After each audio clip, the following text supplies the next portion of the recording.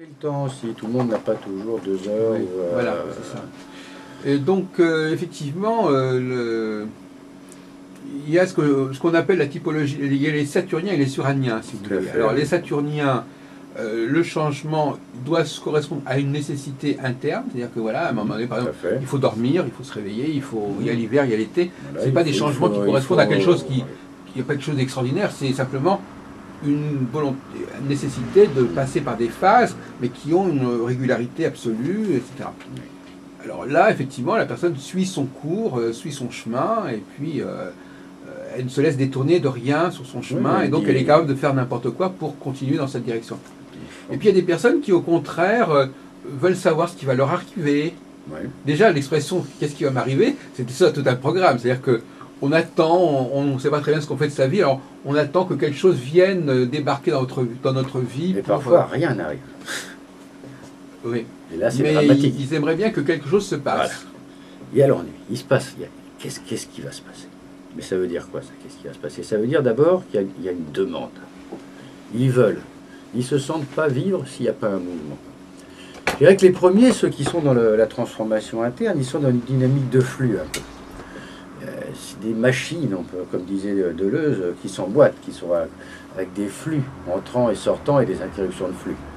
Et les autres, ils sont plus, pour reprendre toujours le vocabulaire de Deleuze, dans une ligne de fuite, dans des déterritorialisations suivies de reterritorialisation. Et ces gens-là, ils sont très malheureux dans la machine de flux. J'aimerais bien, monsieur Demolay, que vous me parliez justement de ça, parce que je ne connaissais pas bien le rapport entre Deleuze et ses notions de flux et de reflux. Il en a parlé oui, dans... Justement, ça colle très bien avec notre alors, discussion. Si vous me laissez une seconde, je vais chercher un... Alors donc, parce que la question, c'est de savoir comment le philosophe est interpellé par ces questions du mouvement, du changement, du flux, qu'on trouve chez Héraclite, évidemment, mais je veux dire, comment est-ce qu'il en parle? Il considère que la vie est faite de flux et de reflus, c'est voilà, ça le fonctionnement. Ça, on ne sait jamais jamais d'ailleurs. C'est quel ouvrage? C'est dans l'Anti-Oedipe. D'accord, donc le volume 1 de Capitalisme et schizophrénie, donc signé par Gilles Deleuze et Félix Guattari. D'accord. Alors. C'est moi qui. Allô? C'est juste, je prends le début du premier chapitre, voilà, les machines désirantes. Voilà. Il aborde le problème d'entrée. Dès le début. Bon, d'accord. Alors, ça fonctionne partout. Tantôt sans arrêt, tantôt discontinu. Ça respire, ça chauffe, ça mange, ça chie, ça baise. Quelle erreur d'avoir dit le ça. Partout, ce sont des machines. Pas du tout métaphoriquement. Des machines de machines, avec leur couplage, leur connexion. Une machine organe est branchée sur une machine source. L'une émet un flux que l'autre coupe. Le sein est une machine qui produit du lait et la bouche une machine couplée sur celle-là. La bouche de l'anorexique hésite entre une machine à manger, une machine anale, une machine à parler, une machine à respirer, crise d'asthme. C'est ainsi qu'on est tous bricoleurs, chacun a ses petites machines. Une machine organe pour une machine énergie. Toujours des flux et des coupures. Alors lui, il est plutôt critique par rapport à ce mode de fonctionnement. Oui, parce que lui, il voudrait promouvoir une autre approche que l'approche freudienne, de toute façon, mais de schizoanalyse et plus de psychoanalyse. Oui. Mais il part quand même de l'idée de ces machines, de ces agencements de machines et de flux, pour arriver à ce qu'il appelle le corps sans organes, c'est-à-dire le corps qui sort du système de flux. Oui. C'est de ce que vous étiez en train d'aborder, voilà. Qu'effectivement, les personnes qui en sortent, elles sont quand même un petit peu... En déterritorialisation permanente. Elles sont un peu décalées. C'est-à-dire qu'elles passent leur temps à partir d'un point pour se reterritorialiser ailleurs. Il y a un devenir qui est flagrant. Il y a dans l'abeille, il y a un devenir fleur dans l'abeille et un devenir abeille dans la fleur.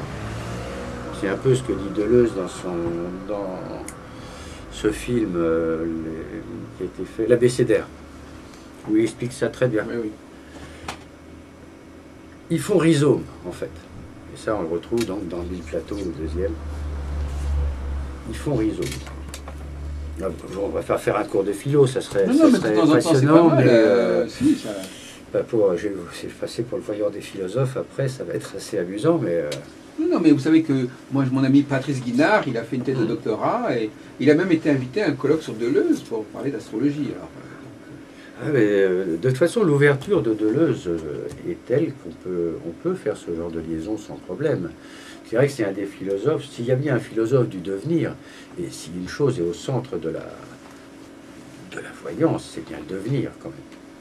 Oui, mais alors justement, alors lui, alors on a distingué justement plusieurs formes de devenir. Oui. Alors, il y a le devenir effectivement par flux et reflux, Voilà. par interruption, lumière, absence de lumière, chaleur, absence de chaleur. Tout à fait. Il y a des reflux, des devenirs par cassure. Oui. Il y a des devenir par sympathie entre justement cette fleur et cette abeille. On ne sait plus lequel est le devenir de quoi, au fin de compte. Oui. Mais la question est de savoir si l'astrologie, puisque bon, alors là, à mon avis, moi je crois qu'il y a une égalité entre l'astrologie et la voyance, parce qu'effectivement, l'astrologie serait plutôt la science des flux et des reflux, et obéirait à une rythmicité, une régularité absolument mathématique. Inévitable. Et puis, effectivement, on irait voir la voyance pour savoir, les interruptions. Si il peut y avoir une perturbation du processus qui va empêcher les choses de suivre leur cours. Voilà. Ou inversement, ou alors effectivement des éléments qui vont permettre à quelqu'un qui est sorti du processus de malgré tout retomber sur ses pattes. Et c'est amusant parce que ces espèces d'interruptions, ces anomalies, en mathématiques, on les appelle des catastrophes. Non, mais il y a des interruptions qui ne sont pas des anomalies. Quand on doit dormir, il y a une interruption qui n'est pas une anomalie. Quand il y a l'hiver qui succède à l'été, c'est pas une anomalie. L'anomalie, elle est à un autre niveau. Oui. Justement, plus cette anomalie n'appartient pas justement, au cours des choses, plus on est obligé de recourir à des méthodes divinatoires. Qui sont autres, tout à fait, oui. Par exemple, bon, le fameux, moi je connais bien ce proverbe, l'hirondelle ne fait pas le printemps. Oui. C'est le grain de sable. Voilà, C'est-à-dire il y a des gens qui sont dans une approche de grain de sable. C'est-à-dire que eux, ce qui les intéresse, c'est à la limite empêcher le flux des choses de s'accomplir. Tout à fait. Qui vont, par exemple, c'est quelqu'un il y avait un film qui s'appelait comme ça, un assassin de quelqu'un. Ouais. Ça s'appelait Le grain de sable parce que justement, lui, il disait ouais, mais moi, je vais tuer ce monsieur et je vais empêcher le cours de l'histoire de se poursuivre normalement. Et il y a des gens qui sont obsédés qui sont fascinés par cette possibilité de pouvoir perturber le cours des choses. Et ce sont des uraniens, si on peut dire. Oui, je vois très bien l'idée. Qui sont vraiment prêts à saboter les beaux plans et qui sont presque... qui s'ingénient parfois justement à empêcher que les choses suivent leur cours normalement. Alors, globalement, je trouve ça un peu illusoire comme orgueil, comme vanité. L'autre orgueil aussi, ce sont des tempéraments totalement opposés. D'ailleurs, à mon avis, ça recouvrerait peut-être les hommes et les femmes. Enfin, moi, il y a un problème à ce sujet. Je dirais qu'on peut prendre cette pierre-là à la main et s'évertuer et la jeter vers le haut pour pas qu'elle tombe sur la table. Mais à un moment, ma maman va se fatiguer. Et le cours va reprendre son rythme. La maladie, par exemple, la maladie, tout ce qui est de l'ordre de la maladie vient à l'encontre de ce processus. Complètement, oui. Le mal, d'une manière générale, est ce qui vient perturber le processus. Tout à fait. Donc, si on veut neutraliser le mal, donc il y a des gens qui ne veulent pas que les choses suivent leur cours, donc elles font appel à des forces du mal, si on peut dire, des forces aléatoires, des forces qui vont... Là, on pourrait aussi considérer que... C'est le détail qui tue, c'est le détail qui va faire que les choses ne seront plus comme elles auraient dû être. Mais peut-être qu'elles nous sauvent en même temps. Oui. En cela, que se passe-t-il dans un système livré à lui-même sans intervention extérieure? Mais voilà, c'est l'entropie. C'est ce que dit Deleuze, oui, c'est ce qui revient. Et l'entropie, c'est la mort. Alors justement, quelle est l'alternative, justement Eh bien, venir toujours injecter soit l'élément en plus, soit l'élément en moins, qui va déséquilibrer un peu le système pour qu'il ne tombe pas dans une inertie. Mais le problème, cher monsieur, c'est que le système a sa propre dynamique interne. Oui. C'est-à-dire que la nuit, c'est déjà... Ça appartient au système, mais en même temps, ça crée un changement. Tout à fait. Et un changement qui est inhérent au système. C'est le problème de la recharge. Donc c'est ça la question. Est-ce que le changement que j'annonce... Je pense qu'en astrologie, il y a deux questions de savoir... Quel est par exemple, il se passe une crise actuellement. Oui.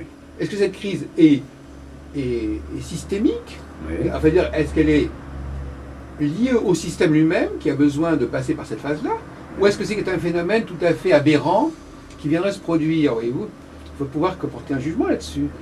À l'astrologue de dire si, C'est son rôle, si ça a fait sens ou pas. Si ça veut dire est-ce que c'était prévisible? Parce qu'en fin de compte, le problème, c'est que n'est prévisible dans l'absolu que ce qui s'inscrit dans une logique et dans un flux et dans un flux. Autrement, on arrive à un paradoxe, prévoir l'imprévisible. Oui. C'est ça. Ben, c'est un métier. Non, mais dire prévoir ce qui. C'est pour ça qu'à la limite, quand quelqu'un vient vous voir pour que vous lui parlez de quelque chose qui n'est pas attendu, par exemple, quelqu'un qui vous dirait est-ce que l'hiver va arriver? Ben, évidemment, il va arriver. Bon, Un jour ou l'autre, oui. Bon, c'est pas bon. Par contre, la personne veut dire est-ce qu'en plein hiver, il n'y aura pas un mois d'été? Je sais pas. Enfin, il attend le miracle, il attend un changement. Tout à fait. Dans le mot changement, il y a à la fois les changements absolument logiques, hibernation, passage de la nuit au jour, des choses aussi basiques que tout le monde connaît. Oui, tout à Et fait. qui sont déjà porteurs d'une énergie de déstabilisation. Tout à C'est une fait. déstabilisation qui a sa raison d'être. Et en Maintenant, il y a même d'autres temps, déstabilisations qui sont tout à fait. Qui vont on carrément. sait que ce au contre- passage de la nuit au jour n'est que temporaire en même temps. Le soleil s'éteindra comme toutes les autres étoiles. Oui, alors on va très loin là. Mais enfin, Mais dans je les crois proches- qu'on commence à réfléchir, il ne faut pas se limiter, il ne faut pas hésiter à aller très loin pour revenir. Oui, Il y a alors, un aller-retour toujours alors, de la oui. pensée. oui, alors effectivement, mais bon. J'en partais pas plus tard que cette nuit à 3 h du matin avec un ami ici.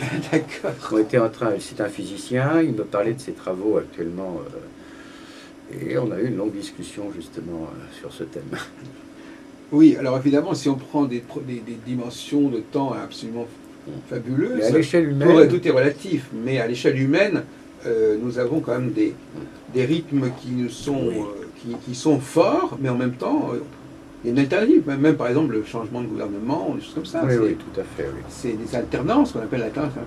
Et puis d'autre part, il y a effectivement le problème de tuer un président de la République, par exemple, c'est quelque chose qui il y a des gens c'est la question des motivations. Il y a des personnes qui Qui ont le sentiment assez illusoire de changer. veulent l'avenir. changer comme cela.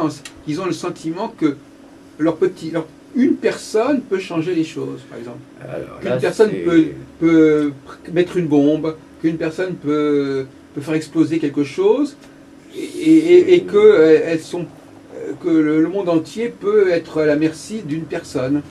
C'est une question quand même extrêmement complexe. Est-ce qu'on peut considérer ou non que l'homme qui a fabriqué le clou, qui a cloué le Christ, a changé le monde ou non? Ou celui qui l'a cloué, c'est pour rester dans la mythologie chrétienne. On peut dire que oui. Enfin, on peut dire, la question est de savoir si on prend l'exemple du Christ, moi je ne suis pas je ne suis pas chrétien. Moi non plus, mais je... Mais si on prend le cas exemple du Christ, connu. effectivement, la question est de savoir si ce qui lui est arrivé devait arriver, dans une sorte de logique. Oui. Peut-être qu'il est passé par un passage avide, ou je sais pas, ou au contraire, on va dire. Bon, Où est-ce qu'on est dans l'accident? ou est-ce que effectivement c'est quelque chose qui Est-ce que c'est nécessaire? qui est lié à des facteurs qui auraient pu ne pas, qui étaient des facteurs parasitaires, oui. Nécessaire ou contingent? On est Voilà, toujours c'est devant ça. cette question un peu difficile à L'astrologue est trancher. porteur de ce qui est. Normalement, l'astrologue devrait se contenter de parler du nécessaire Voilà, et laisser aux voyants la part du contingent. tout à fait. Ce serait une bonne répartition des tâches. Tout à fait. Je pense Mais malheureusement, beaucoup d'astrologues, comme vous le savez très bien, se préoccupent beaucoup du contingent, de l'individuel. Oui. Donc il y a tout un ensemble d'outils astrologiques qui sont qui nuisent à l'astrologie d'une certaine manière. Tout à fait. Tout comme certains voyants, j'utilise l'astrologie dans une moindre mesure qu'un astrologue. C'est Non, mais il y a une certain. astrologie qui est d'ordre de la il y a Tout une à fait. astrologie qui est faite pour ça là. Mais c'est pas la vraie astrologie, si vous voulez. C'est pas la C'est une grande astrologie qui est déviante Ouais. et qui non seulement qui est déviante, mais qui s'intéresse justement à ce qui est qui est antagoniste à la vraie astrologie. Le grand problème de l'astrologie, la bizarrerie de l'astrologie, c'est que ce qui en fait le paradoxe, c'est qu'en fin de compte, elle comporte en elle-même, dans son corpus entier, des forces totalement antagonistes. Oui.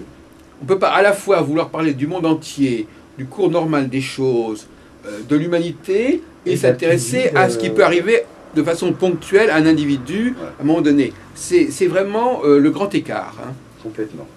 Et ça, je crois que l'astrologie devrait se couper en deux, si on peut dire, se délester de l'astrologie individuelle, divinatoire, personnelle, qui vont plutôt du côté de la psychologie ou de la parapsychologie, oui.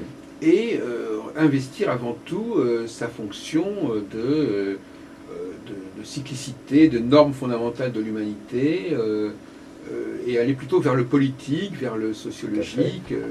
Alors que le politique vient beaucoup vers le voyant, il faut le savoir.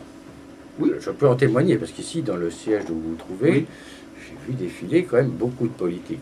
Voilà, alors effectivement, dans le cas du politique, il y a cette espèce d'alternance. Soit on essaie de comprendre actuellement ce qui se passe, moi je dirais ce qui se passe actuellement en Tunisie, c'est totalement structurel, c'est-à-dire que ça a tout à fait sa raison d'être, c'est pas du tout accidentel. Ça a une fonction, et dire ça revient régulièrement, etc. Bon. Maintenant, en effet, on peut aussi espérer que quelque chose ne se passe pas comme prévu, et c'est pour ça que d'une certaine manière, toute forme de voyance est magique.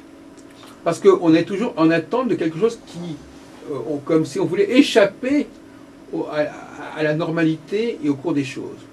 Que ce soit en faisant des rituels ou simplement en espérant que l'astrologie, alors ce qui n'est pas, on attend que l'astrologie soit porteuse elle-même d'aléatoire.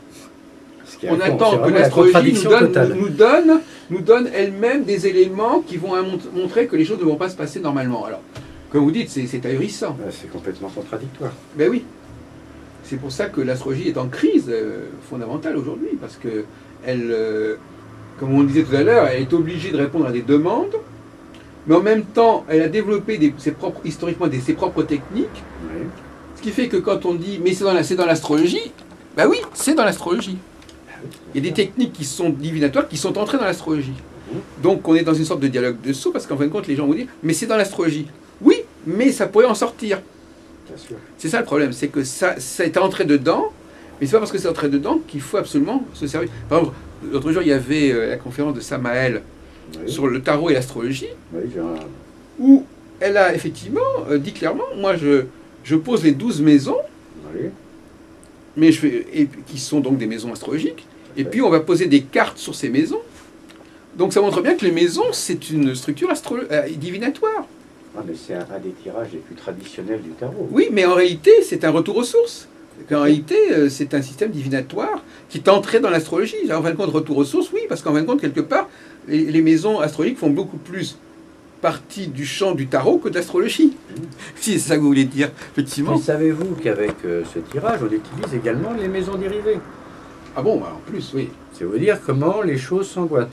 Oui, mais bien sûr. Mais la troisième maison de la maison 2, on l'utilise de la même manière dans ce tirage qu'un astrologue avec sa carte C'est pour ça que je reproche à beaucoup d'astrologues qui nous disent mais il ne faut pas fréquenter les voyants, il ne faut pas fréquenter... Mais c'est très enrichissant de fréquenter les voyants, parce que justement, par comparaison, en disant, voilà, mais si les astrologues voyaient à quel point les problématiques des voyants rejoignaient celles des astrologues, ils diraient, mais il y a quelque chose qui ne va pas. Au final, notre objectif est quand même le même. C'est de prévoir pour gérer le mieux possible, pour aller vers le bonheur. Non, mais justement, on vient de le dire tout à l'heure, l'objectif du voyant, c'est justement, enfin, la faculté des voyants, c'est justement de capter l'aléatoire, le contingent. Donc ce n'est pas l'objectif de l'astrologie, mais c'est l'objectif de ce qui est entré dans l'astrologie. La finalité, au fin de compte, c'est quand même d'apporter un peu plus de bonheur, aussi bien un peu plus de compréhension, un peu plus d'outils pour avancer librement. Bon, si vous voulez, moi personnellement, je crois pas qu'il y ait l'astrologie individuelle, donc c'est encore plus simple. Je pense que ce qui nous intéresse, c'est d'expliquer au monde comment ça fonctionne, c'est déjà pas mal. Expliquer aux sociétés comment elles fonctionnent, et personne ne le fait, parce que, vous savez, il y a le trop-plein et le trop vide, parce qu'en fait, pour étudier l'individu, il y a un nombre illimité de méthodes. Ça va de la psychologie à la psychanalyse, en passant par le tarot, etc. Bon, donc si vous voulez, l'astrologie n'est qu'un élément parmi d'autres. Par contre, sur d'autres créneaux, elle a un rôle beaucoup plus unique à jouer. Voyez-vous. Or, comme vous disiez, il faut toujours essayer d'être là où on a besoin de vous. Ah oui. L'astrologie, on n'a pas besoin de l'astrologie pour régler les problématiques individuelles ou personnelles. Il y a tout autre chose. Alors que pour comprendre, on le voit bien aujourd'hui, aujourd'hui l'humanité elle est suréquipée pour étudier les individus. Elle est suréquipée. Par contre, pour comprendre les lois générales du monde, de la société, de la politique, on est encore au balbutiement. Et on est encore débordé. Donc si l'astrologie doit être sur un front, c'est bien le front du collectif, du politique. Et là, ce qui se passe actuellement, je dirais presque d'un point de vue karmique, c'est une façon de rappeler à l'astrologie sa véritable fonction. En disant, voilà, vous voyez bien, là, ce qui se passe actuellement, c'est pas de l'ordre du thème natal. C'est pas de l'ordre du thème de la Tunisie. C'est un phénomène collectif. C'est bien difficile d'établir, d'ailleurs, par le thème d'un pays. Non, mais alors, non, il y a des astrologues qui ne font que ça, cher monsieur. Ouais. Alors là, ils ont des collections, thème de naissance de la Tunisie, thème de naissance de ceci, thème de naissance de cela. Il faut absolument trouver le thème du pays. Mais le problème, c'est que quand ça se déroule sur des populations de plusieurs millions de personnes, c'est pas un thème natal. Et quand ça se déroule sur des pays très différents, c'est pas non plus le thème d'un pays. Donc là, actuellement, la plupart des astrologues, s'ils étaient honnêtes avec eux-mêmes, ils seraient en crise. Ils diraient, mais qu'est-ce qu'on... Notre technique du thème natal, c'est pas du tout adéquat. Ça ne marque qu'à certains moments de reflux. Ouais. C'est-à-dire quand l'énergie collective déprime, on retombe dans les problèmes individuels. Mais c'est la nuit de l'astrologie. L'astrologie, elle passe par des nuits. Donc c'est comme...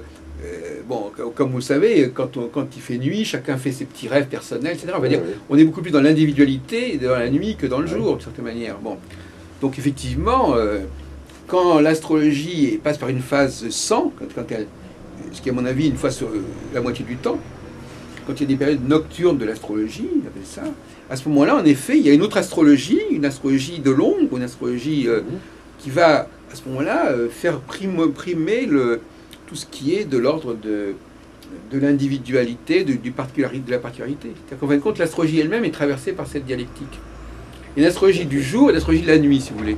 Oui, c'est pas vraiment étonnant non plus, mais est-ce que certains astrologues aussi, qui justement se sont davantage orientés vers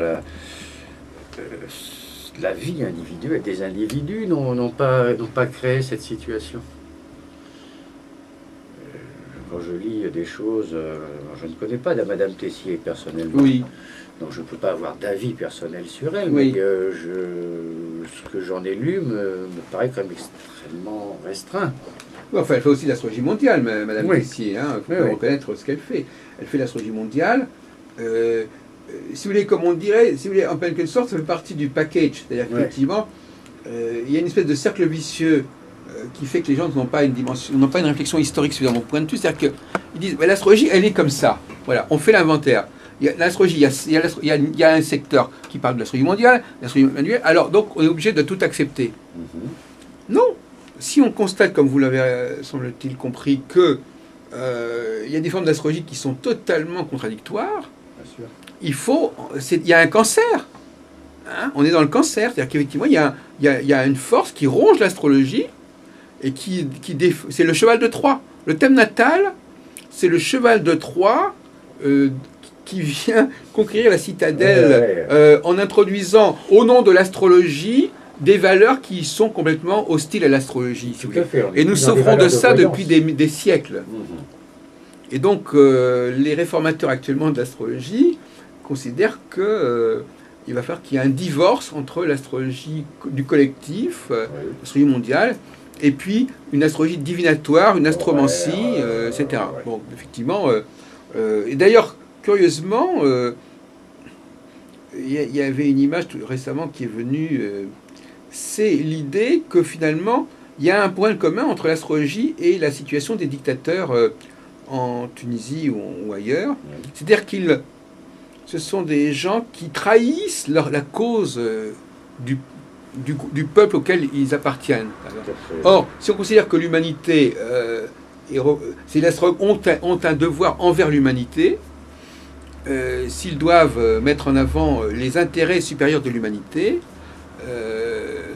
que ça soit transformé en une politique de clientèle, d'intérêt personnel, de cas particuliers, etc., c'était un scandale. Donc il faudrait que le public se révolte contre une certaine façon de faire l'astrologie, tout comme le public s'est révolté contre Moubarak ou contre Ben Ali. Ouais, Il y a une espèce de... plus longtemps, je pense, quand même.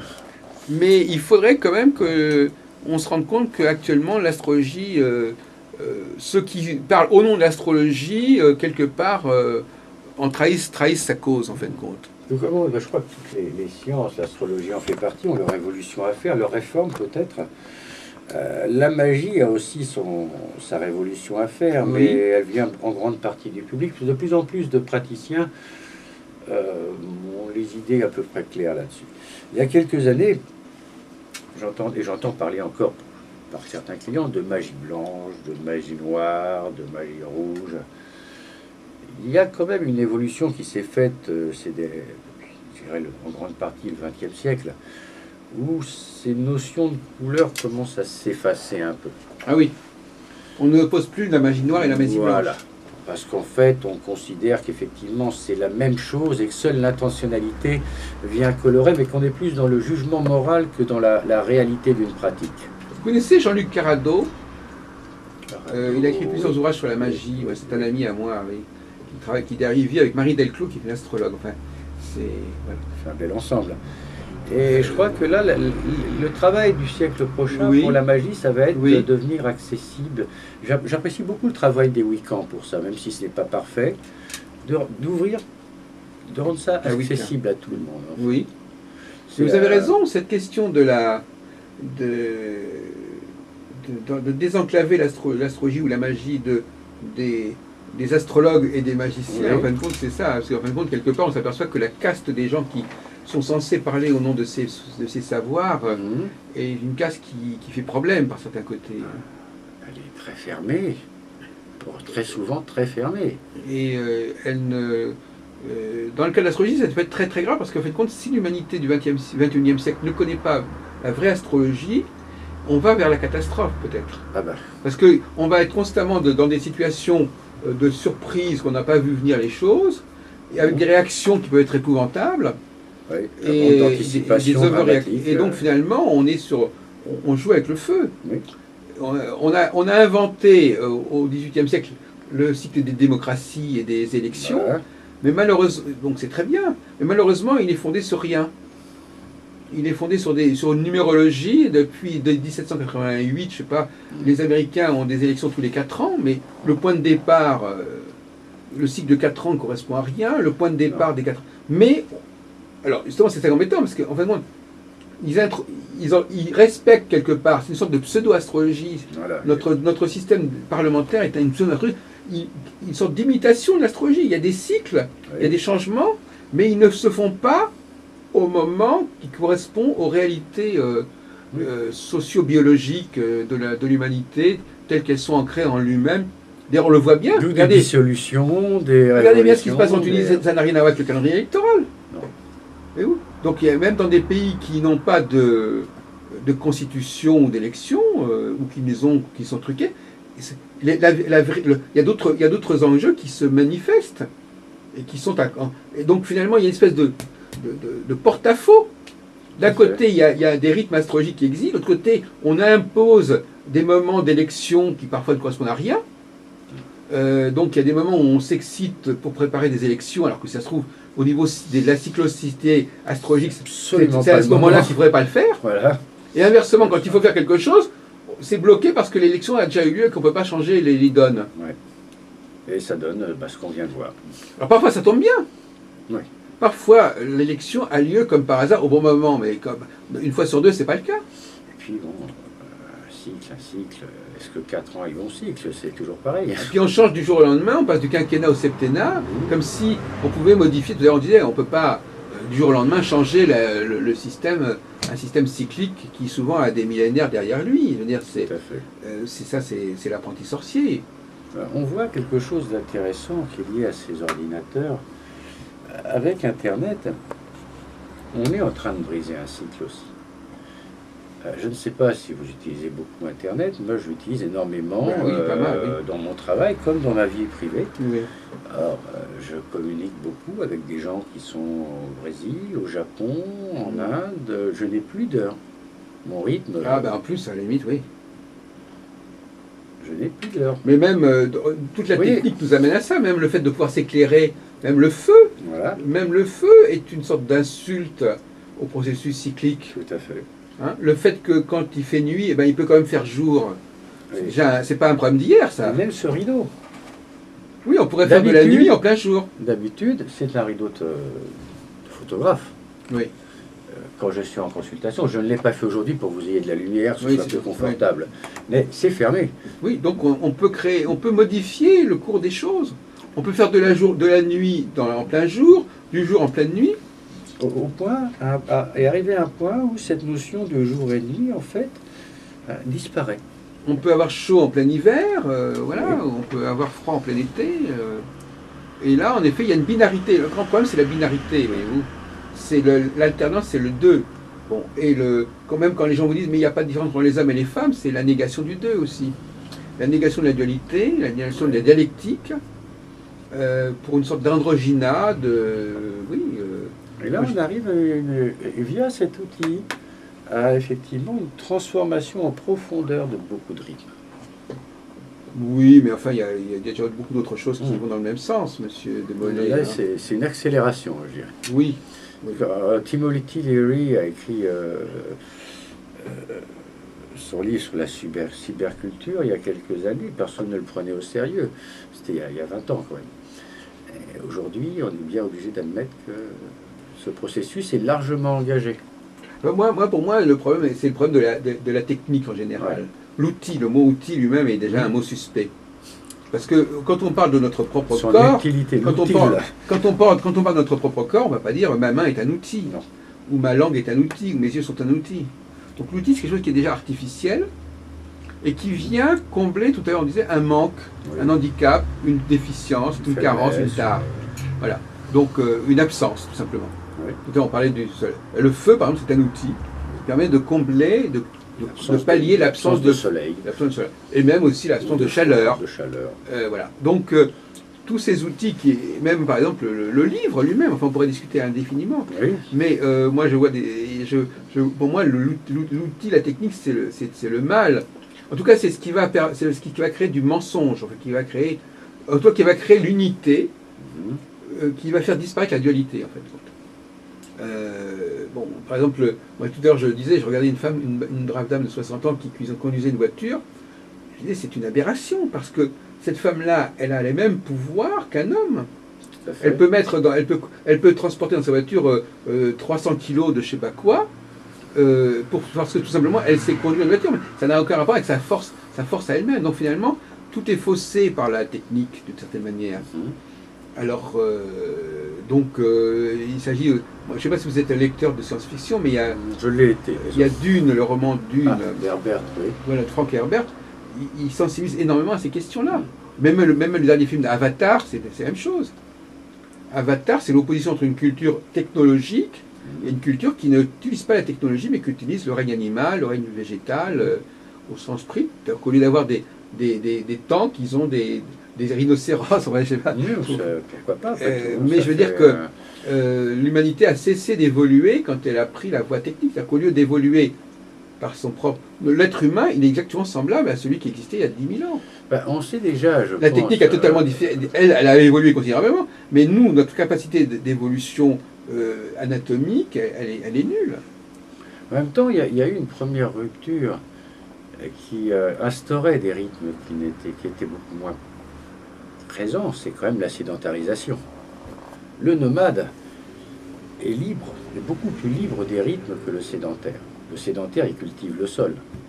Le nomade, il doit s'adapter aux transhumances. Mais comme on l'a vu tout à l'heure pour les très riches de Berry, même le nomade, il y a une rythmicité des 12 mois, une rythmicité des saisons qui existe en tant que telle, même si on ne bouge pas. De toute façon, le temps a été traversé par des ruptures. Et c'est là où le voyant, effectivement, trouve sa place. Le voyant ainsi que le poète, d'ailleurs. Oui. Ils sont là pour dire l'exception. Oui, je crois que vous avez raison. C'est l'exception. C'est l'exception, c'est la personne qui dit « moi, je ne suis pas comme les autres qui dit je ne respecte pas les lois. » On ne va pas voir le voyant pour savoir si on va se lever le lendemain, a priori. Voilà. Sauf cas pathologique, ce n'est pas la question qu'on va lui poser. Exactement, sauf si quelqu'un... On va lui demander l'extraordinaire, le gain. Oui, L'amour. mais inversement, il y a des gens qui veulent... Alors, quand on va voir le médecin, c'est plutôt le contraire. On voudrait redormir normalement, remarcher normalement. Oui. Bon. Et dans certains cas, on peut quand même reconsidérer que même on va voir le voyant, ce serait peut-être parfois pour dire quand est-ce que ça, comme un veille, on va revenir normal. Là, c'est vrai, j'ai ce genre d'interrogation parfois, mais elles sont loin d'être dominantes. Ah oui. Les gens expriment, du moins, Ah oui. maintenant, un besoin de mouvement, de rupture, justement, de flux énorme. Alors, le problème, c'est que quand ils sont dans la rupture, ils sont malheureux parce qu'ils ont peur. Ils veulent quelque chose et en même temps, ils voudraient avoir la rupture et la sécurité. Oui. C'est absolument impossible. Hybride, oui. C'est impossible. On ne peut pas avoir les deux. Mais à mon avis, ça vient aussi, cette demande vient du fait que justement, vous disiez, on comprend, les gens comprennent qu'il y a le jour et la nuit, ils comprennent qu'il y a l'été et l'hiver, mais au-delà, il y a des rites qu'ils ne comprennent pas, C'est certain. qu'ils ne connaissent pas. Ils ne savent pas, par exemple, que ils savent très bien qu'il faut, ils comprennent aussi qu'il y a des élections, Oui, et qu'il faut de temps en temps élire quelqu'un, voilà. mais je veux dire qu'il y a des... C'est très limité, alors il y a certainement des rythmes et des alternances qui ne sont pas clairement connus du public, Non, non, et c'est qui certain. effectivement font que il y a un vide. Il y a un vide parce qu'il n'y a pas assez... La science des changements structurels et cycliques n'est pas au point, n'est pas suffisamment en place. Donc elle laisse un champ énorme à tout ce qui est de la conscience que les choses pourraient aller dans n'importe quel... Il y a trop de chaos, si vous voulez. Il y a un chaos qui est trop important. Mais je crois que c'est parce que le chaos n'existe pas réellement. Non. C'est que c'est la conscience des cycles qui est perdue. Voilà. Donc les gens n'ayant pas... moi, je pense que quand quelqu'un vient voir, il y a vraiment deux solutions. Soit on lui dit, mais écoutez, cher monsieur, ici, il y a un cycle, vous n'êtes pas en phase A, eh bien, dans X temps, vous allez changer de phase. Voilà. Tout ça est très cohérent. Ne vous inquiétez pas, c'est cohérent. On n'est pas dans l'incohérence, on n'est pas dans le chaos, mais c'est une période à passer. Et l'autre période, l'autre système, c'est de dire, voilà, bon, on va essayer de... Par exemple, il y a pas mal de ces astrologues qui disent, voilà, si vous faites les choses à telle heure, vous allez réussir votre examen, ou vous allez sortir d'affaires. Alors ça, c'est une sorte de magie astrologique qui consiste à faire les choses au bon moment, et là, ça va se passer de manière extraordinaire, et on va rétablir les choses. Mais ce qui est amusant, monsieur de Molay, c'est quand quelqu'un, par exemple, quand on demande à un astrologue, mais alors finalement, vos clients, qu'est-ce que vous leur apportez? Vous essayez de les ramener à la norme? Alors ils répondent, ah mais la norme, ce sont des normes individuelles. Alors, c'est-à-dire que le thème natal, C'est très joli, ça. c'est une norme individuelle. C'est-à-dire que c'est c'est votre norme à vous. Oui, Ce qui est une contradiction dans les termes. complètement. Mais le thème natal incarne cette espèce d'objet particulier. C'est une structure qui est là, dont l'individu peut éventuellement être... vers lequel on va ramener l'individu, mais ça sera sa propre norme à lui. Oui, oui. Donc on a inventé La norme cette individuelle. espèce de monstruosité qui est la norme individuelle, qui est représentée par le thème natal. On va arriver au classique atypique. On peut aller très loin dans cette... Oui, mais alors l'astrologie joue avec ses paradoxes, cher monsieur, voyez-vous. Je vois. Elle joue avec ses paradoxes, et d'ailleurs nous avons des colloques où nous en parlons, ces problèmes, parce que vous parlez tout à l'heure de colloques de tarologie Eh et oui. des colloques d'astrologie. Et tout comme il y a des réunions de voyants et de... Ah, des réunions de voyants, c'est quoi les réunions C'est de plus voyants? rare, c'est plus rare, mais il y a de... Qu'est-ce qui se passe dans ces réunions quand elles ont lieu? Bon, c'est pas tellement commun en France, il faut être clair. La France a un statut un peu à part très souvent, les gens sont moins communicatifs et partagent moins. Alors, à Il y a un l'étranger- égoïsme en France, Oui. qui est Bon. très fort. Il y a un partage d'expérience. Vous tout pensez simplement. au monde anglo-saxon, c'est Je ça? pense au monde anglo-saxon, je pense à un monde que je connais particulièrement bien, qui est le Japon également. Ah bon? Je ne connais pas encore Où vu il cette y a facette. beaucoup d'échanges, mais Parce concrets. que au Japon, il y a des voyants aussi? Ah oui, bien sûr. Oui, on n'a pas abordé ce problème-là, mais effectivement, alors comment ça se passe là-bas? C'est pareil? Ils ont d'autres outils? Est-ce qu'ils utilisent le tarot de Marseille? ou Certains l'utilisent, mais bon, c'est plus proche de la nature quand même. On est plus avec Ah les bon? plantes, les bambous, Ah bon, les d'accord. bougies aussi, la nature en tant que telle, avec Ah ces oui? signes, un peu comme les Romains pouvaient les interpréter, les augures, Ah oui? au proprement parler, ont une grande force. Même l'observation Mais du ciel. il y a une communication avec les ancêtres qui est beaucoup plus forte Ah oui, que ce qu'on a ici également. bien sûr.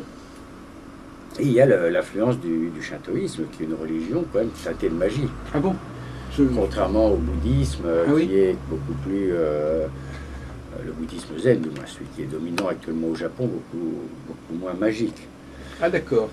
Mais donc, il y a des échanges, les gens viennent partager un peu leurs expériences, parler de leurs difficultés également, c'est ce qui manque ici.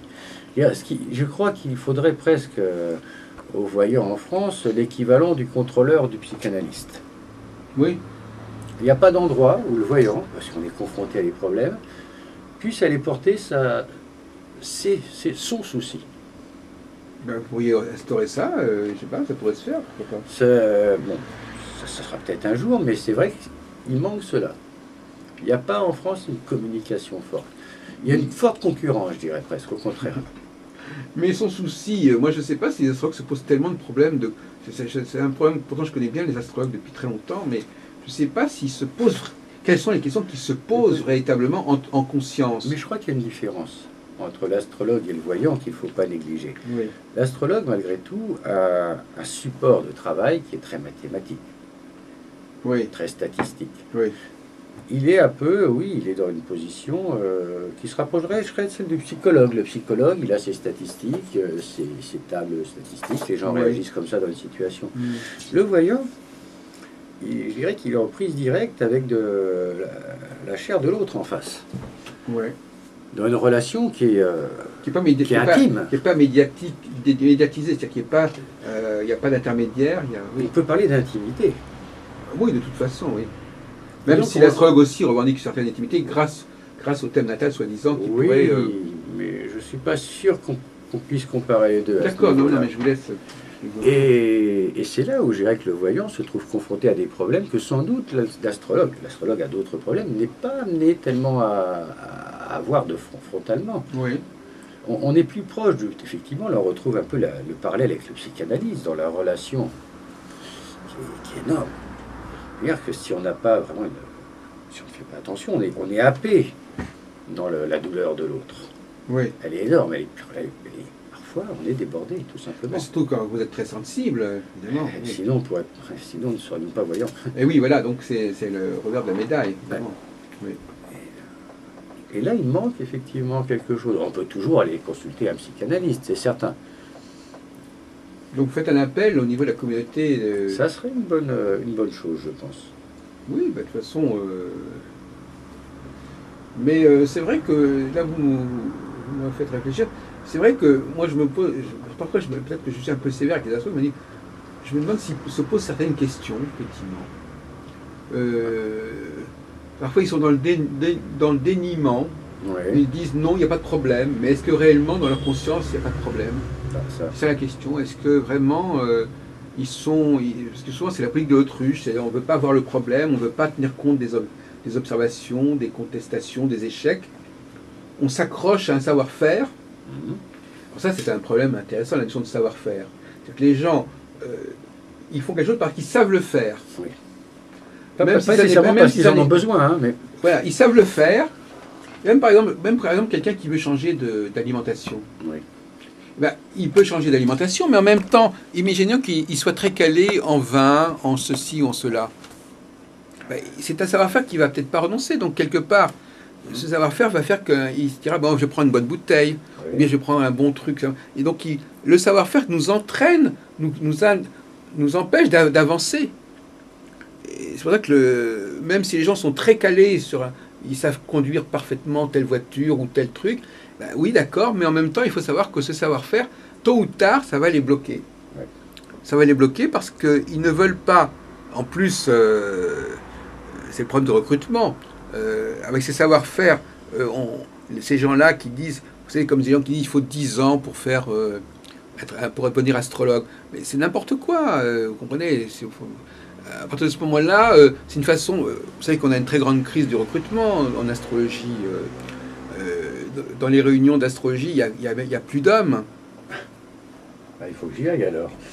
Mais je sais pas si... Non, mais vous allez dans une réunion d'astrologie, même il y a un an, il y a une association qui a organisé un colloque, il y avait 300 personnes, il y avait 5 hommes. Et il y a des conférenciers qui sont arrivés me dire, mais non seulement... Alors, ils disaient, mais qu'est-ce que c'est que ça? Qu'est-ce que ça veut dire? Donc là, alors les gens disent, oh mais c'est pas. Alors quand on pose la question, on dit, oh mais c'est pas grave. Oh c'est parce que les femmes sont plus sensibles. Ah c'est parce Théoriquement, que. pour l'astrologie, ça ne devrait pas avoir d'impact. Voilà. Ça. Mais au lieu de dire, il y a un problème, il manque une dimension à l'astrologie, il y a un message qui est brouillé, il y a quelque chose qui ne va pas, on continue comme ça en disant, oh, ben, c'est très bien comme ça, les femmes, de toute façon. Alors moi je réponds de manière un petit peu vicieuse, je dis, ben, justement, s'il y a tant de femmes, c'est vraiment parce qu'elles en ont besoin. Quand moi je dis toujours, si les gens vont chez l'oculiste, c'est pas parce qu'ils voient bien. Donc il y a l'argument inverse. Est-ce que les gens se demandent une technique parce qu'ils s'intéressent beaucoup au domaine en question, ou parce qu'ils souffrent d'un manque, hein? Alors, moi je dis, les hommes, ils vont bon, moi j'ai une position, moi je mets toujours ce problème des hommes et des femmes au cœur du débat, bien que je sais que c'est totalement opposé à l'idéologie actuelle. Je dis, mais si aussi peu d'hommes viennent suivre des cours, des formations, etc., c'est qu'ils n'en ont pas vraiment besoin. C'est-à-dire qu'ils, comme vous disiez tout à l'heure, on peut comprendre ce qui nous arrive, on peut comprendre ce qui se passe, on peut comprendre les gens qu'on rencontre, on n'a pas besoin de quoi que ce soit. Mais en revanche, quand on voit certaines femmes, comme vous disiez tout à l'heure, débiter des choses comme ça, sans tenir compte de l'autre, sans savoir à qui elle parle, sans la justice, etc., et répéter parfois 10 fois la même chose en une journée, bon, ben on se dit qu'effectivement, c'est normal qu'il y ait des problèmes. C'est normal que cette personne se dise, mais alors qu'est-ce qui se passe? Mais enfin, pourquoi ça marche pas? Ben, elle marche pas, ça marche pas parce que justement, vous ne regardez pas, vous ne tenez pas compte des gens, vous les captez pas. Donc il faut qu'on vous mette des lunettes. Quelqu'un qui dirait, moi je veux faire des thèmes astrologiques pour comprendre les gens, soit vous dites, ah ben c'est bien, cette personne cherche à comprendre, mais aussi ça veut dire aussi que quelque part, elle n'y arrive pas. D'un autre côté, cette féminisation, si je veux dire, hein, c'est un terme un peu barbare, elle ne se constate pas qu'en astrologie. Si je prends la revue Horoscope, quand même pour moi la revue la plus lue. Bon, je passe sur la première page, hein, on va oublier. Et surtout sur la deuxième. Voilà, un homme, 2 hommes, 1, 2, 3, 4 femmes. On est à 4. Non, mais ça, c'est pas encore le pire. Je parle des gens qui veulent. Ah oui, là je parle des gens qui pratiquent. Oui, mais oui, pratique, il y a un équilibre. Enfin bon, les gens qui pratiquent. C'est très féminin. Hein. Non, mais les gens qui pratiquent, c'est pas. Les gens qui pratiquent, c'est pas le même problème. Moi, ce qui m'intéresse, c'est les gens qui consultent. Pas les gens qui pratiquent. Statistiquement, alors, je peux dire que dans ce cabinet, en tout cas, vous avez autant d'hommes que de femmes. Je n'irais pas dire jusqu'à dire 50-50, mais je dirais 60-40. Alors voilà. Donc effectivement, on entend souvent ce chiffre de 60-40 actuellement. Oui. Ouais. Je l'ai entendu plusieurs fois depuis quelques jours d'ailleurs. Mais ça, c'est grâce à un artifice que je vous le donne. Si je ne comptais que la clientèle locale, je dirais 80-20. Oui. Mais par ma clientèle étrangère, oui, j'arrive à un 60-40. D'accord, c'est bien de le dire ça, oui. Des hommes d'affaires, des hommes politiques, des décideurs à un haut niveau, qui sont à l'étranger, qui ne vont pas les consulter près de chez eux, qui ne veulent pas que ça se sache. Non, mais il est un fait que, comme on disait tout à l'heure, il est un fait que quelqu'un qui a lancé un grand projet veut savoir s'il n'y aurait pas quelque chose qui viendrait perturber ce projet. Donc c'est vrai que l'aléatoire, ça existe. C'est une puissance qui existe. Donc il est évident que, moi, par exemple, je me dis, voilà, qu'est-ce qui peut venir entraver, puisque ça existe. Donc ça va entraver. Mais néanmoins, bon, la situation s'est aggravée. Alors c'est aggravé, il y a 50 ans, il y avait beaucoup plus d'hommes dans les réunions astrologiques, dans les cours d'astrologie. Donc ça c'est... Et puis alors, les femmes qui sont de plus en plus âgées aussi. Donc on a si vous voulez... Pas ici. Non, mais dans les réunions des associations principales qui sont organisées à Bordeaux, à Lille, à Paris, à Marseille, on a un profil de la ménagère, enfin je dirais pas plus plaisante, enfin, la dame de 50, 60, 70 ans... qui fait, et vous avez des rangs d'oignons comme ça. Vous avez, si vous filmiez ça, vous avez des profils extrêmement semblables de personnes d'un certain âge qui sont là, alors, qui ont souvent d'ailleurs assez avant, qui font l'astrologie d'ailleurs depuis longtemps. C'est pas des gens qui débarquent. Ça, j'ai été très étonné de capter ce placement justement d'âge à Parapsy. Dans le Ah bah oui, cabinet, justement, tiens. dans le cabinet, j'ai l'habitude d'une clientèle, on va parler uniquement des femmes pour l'instant, qui est plutôt jeune. Ah oui. Bon, bien sûr, j'ai des personnes très très très âgées, qui ont plus de 90 ans. J'ai des personnes entre 50 et 60, 60, 80, mais j'ai quand même, en ce qui concerne les femmes, énormément de femmes de moins de 40 ans. Ah oui, c'est agréable d'ailleurs. Tout à fait, oui, ça me conforte dans l'idée d'avoir ouvert dans la bonne ville au bon moment. Mais, par contre, chez les hommes, j'ai, de par leur fonction de responsabilité, surtout des personnes de 50 ans et plus. Oui.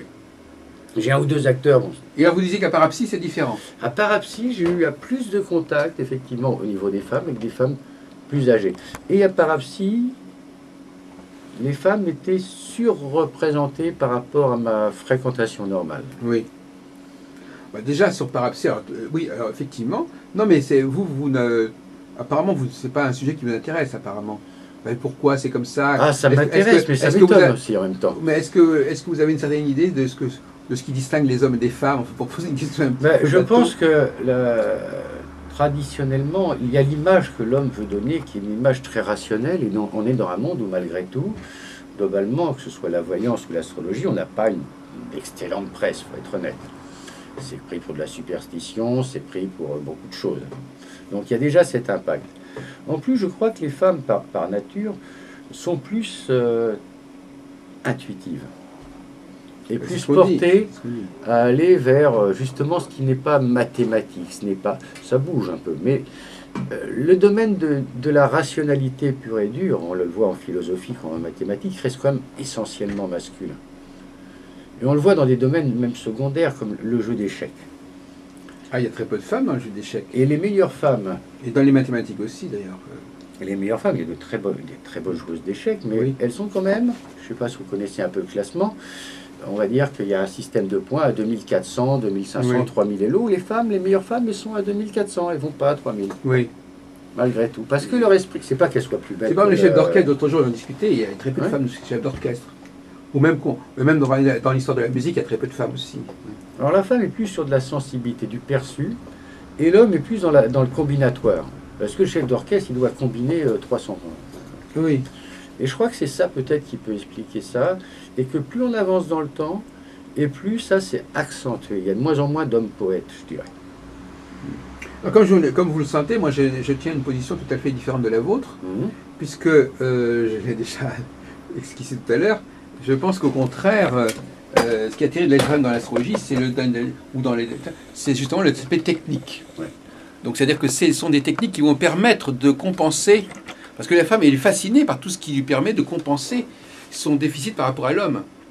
La femme, elle est acheteuse, elle est consommatrice. Par exemple, quand une femme qui achète un pistolet, oui. Elle s'achète un phallus. Oui.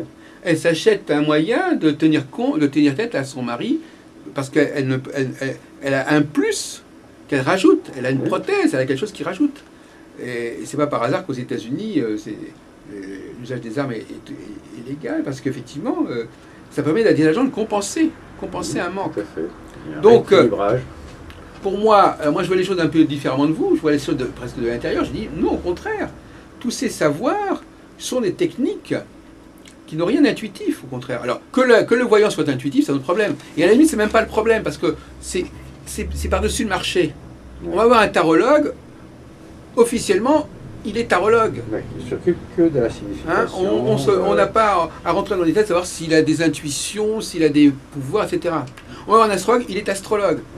Donc cette dimension, de facto, c'est vrai que c'est faux, mais dans l'esprit des gens, c'est comme ça. C'est une technique, la personne a appris, et en plus, ça va plus loin. Elle a appris une technique qui lui permet d'avoir ce qui lui manque. Eh oui. Donc j'achète du tarot, j'achète de l'astrologie, et donc j'ai quelque chose que j'avais pas. Voilà. Donc en réalité, elles sont pas du tout là fascinées par le côté mystérieux, ou le côté divinatoire, ou le côté psychique, etc. Elles sont là parce que ce sont des outils dont elles vont pouvoir se servir. Bon, alors, c'est totalement différent. Ah, tout à fait, on n'est pas sur la même base. Vous comprenez, on n'est pas à ce moment. Alors, cela dit, c'est vrai que on est dans le malentendu. Parce que c'est vrai que ces outils ne marchent bien, en réalité, comme ce ne sont pas de véritables outils. Ils ne sont bien que grâce au talent et à l'inspiration du praticien. Mais ça n'est pas dit. Ça n'est pas dit. C'est là qu'il y a une sorte de subterfuge. On leur fait beaucoup de praticiens ont une position un peu vicieuse. Ils dissimulent leurs facultés psychiques en disant c'est l'astrologie, c'est le tarot qui parle, etc. Et à ce moment-là, ça renvoie au débat qu'il y avait au Moyen-Âge en disant si ça marche, c'est que c'est le diable qui est intervenu. Ouais. Donc on a des savoirs qui ne sont pas, des techniques qui ne sont pas forcément opérationnelles. C'est le fameux joueur d'échecs avec un joueur qui est à l'intérieur, qui est caché, le joueur de l'automate. Alors, en fin de compte, en réalité, on fait croire que c'est la machine qui marche. En réalité, il y a un tout petit monsieur à l'intérieur de la machine qui fait qu'il joue aux échecs. Bon, et ben c'est un peu ça. On nous fait croire c'est comme si on avait l'astrologie qui était une sorte de joueur d'échecs, une machine qui va fonctionner parfaitement, mais en réalité, elle ne fonctionne que grâce à celui qui l'a fait fonctionner. Par rapport au tarot, peut-être que la situation est différente pour l'astrologie, j'en suis pas totalement sûr, mais c'est peut-être pas tout à fait, ça se recouvre pas tout à fait. Je ne dirais pas qu'on raconte, je veux dire qu'on traduit. Le tarot, il nous parle dans une langue, on doit le traduire dans une autre.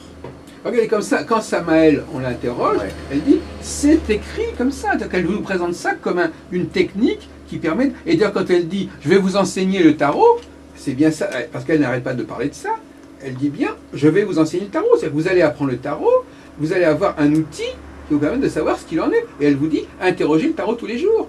Ouais, ça, non, mais je veux dire que ce sont des outils, cher monsieur. Ce sont des outils, et en tant qu'outils, eh ben, on n'est pas dans le domaine de l'intuition. Que pour que ces outils fonctionnent, il faille de l'intuition, c'est un autre problème. Il y a beaucoup d'élèves qui croient qu'il ne faut pas d'intuition pour utiliser le tarot et l'astrologie, et qui découvrent que sans cette intuition, ils ne vont pas y arriver. Mais la démarche initiale n'est pas celle de l'intuition. Au contraire, je n'ai pas d'intuition, je ne perçois pas les choses, grâce à l'astrologie, grâce à tel outil, je vais pouvoir quand même m'en sortir. Et jusqu'au moment où arrive Magritte qui dit ceci n'est pas un chapeau, ceci n'est pas un parapluie, et crée quelque chose d'autre. Oui.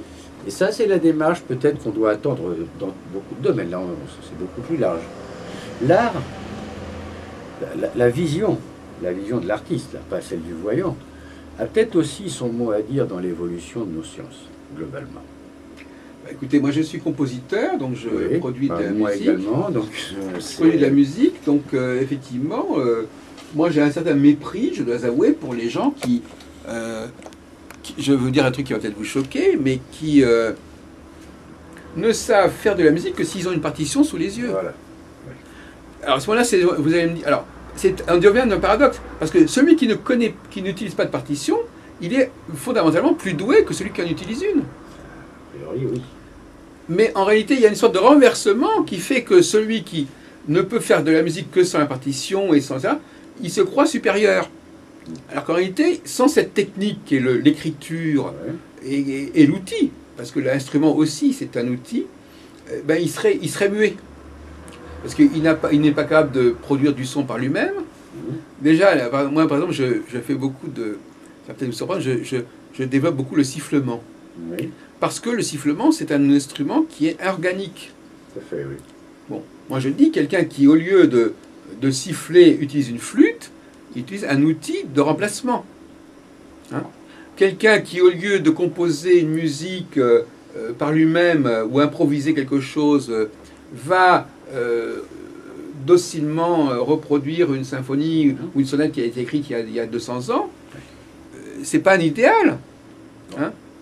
Bon, qu'on nous dise oui, mais il faut de la sensibilité pour jouer ça, peut-être, mais néanmoins, ils apprennent avant tout une technique qui va leur permettre d'avoir quelque chose à dire, quelque chose à communiquer.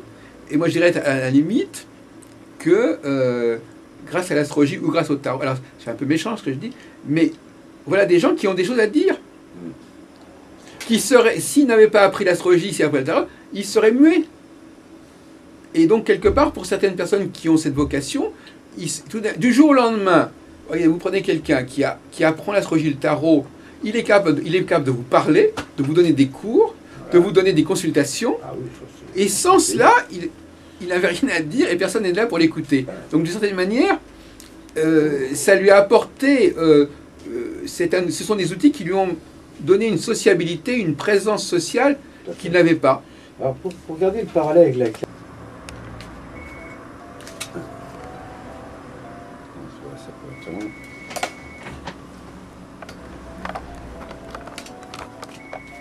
Alors oui, donc vous aviez un exemple au niveau musical. Ouais, c'est pour garder le parallèle avec la musique. Moi, j'ai une approche à titre personnel du tarot qui serait plutôt celle-là. Si je devais comparer ça, c'est pas une partition. On n'a pas la cinquième de Beethoven ou les grandes bourgeois ou quoi que ce soit d'autre, ni même Satisfaction des Rolling Stones sous les yeux quand on pose les cartes.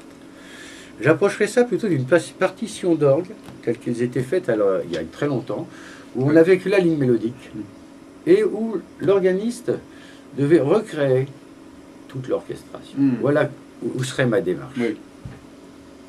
Oui. D'ailleurs, aujourd'hui, on peut regretter que... Et c'est là où l'intuition, le savoir technique Oui. aussi, parce qu'il faut savoir ce qu'est, il faut connaître l'harmonie, il faut connaître tout ça.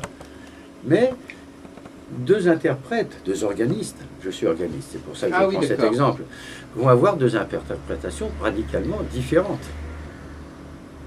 Mais tous les deux ont raison. Oui.